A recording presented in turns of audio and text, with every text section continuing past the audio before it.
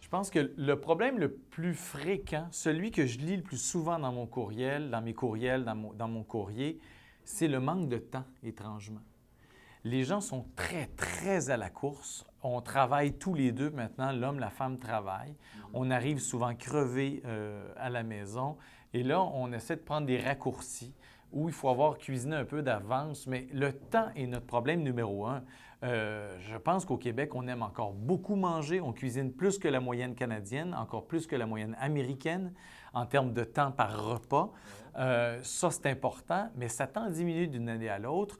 Et c'est certain que si notre vie passe au mode on réchauffe, on achète, on commande ou on mange à l'extérieur, c'est certain qu'on rentre dans une nouvelle suite de problèmes.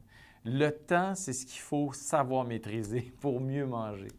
La plus belle chose qu'on pourrait faire et donner à la limite à nos enfants pour qu'ils soient en santé, c'est de leur transmettre la tradition du repas familial. Il y en a de moins en moins de repas familial. C'est vraiment même triste de regarder ces statistiques-là. Quand on dit un repas familial, c'est un repas où tous les membres de la famille, qu'on soit 2 ou qu'on soit 6, qu'on soit assis à la table en même temps, au minimum une demi-heure pour manger ensemble, parler, revenir sur la journée et prendre le temps de goûter ce qu'on va manger et de l'apprécier.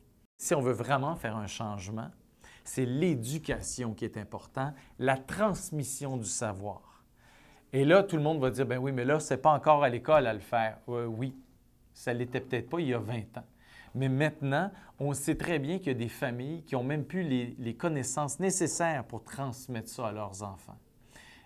Les chiffres sont effarants sur la quantité d'enfants qui mangent seuls ou de parents qui n'ont pas ces connaissances-là, étrangement.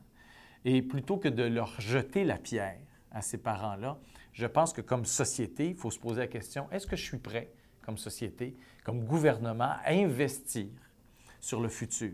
Est-ce qu'on veut s'asseoir sur une bombe à retardement et se dire qu'éventuellement, on ne saura même plus par quel bout prendre ça, ou on veut mettre l'argent, parce qu'on parle encore toujours de l'argent là-dedans, pour dire, on va prendre ces enfants-là, on va leur apprendre ce que c'est que des bons aliments, avec la notion de plaisir. Il ne faut pas oublier que manger, là, ce n'est pas supposé être une punition, c'est supposé être une récompense incroyable.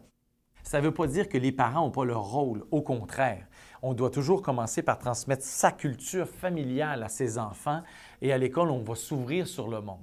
Mais l'école a sa part pour justement combler les lacunes des enfants qui n'auront pas la chance d'avoir reçu cette transmission-là. Mais dans une communauté, on doit se tenir ensemble. On n'a pas besoin de faire des cours de cuisine tous les jours, hein? Ne serait-ce qu'une fois par semaine, ce serait déjà amplement. Je veux dire, au bout de 10 ans, on n'aura plus besoin de dire à ces enfants-là quoi manger parce qu'ils vont être vraiment des petits chefs qui vont regarder les étiquettes, qui vont avoir le goût en bouche. Les choses sont plus ce qu'elles étaient il y a 30 ans et l'alimentation, ça va être vraiment là, un problème qu'on doit régler.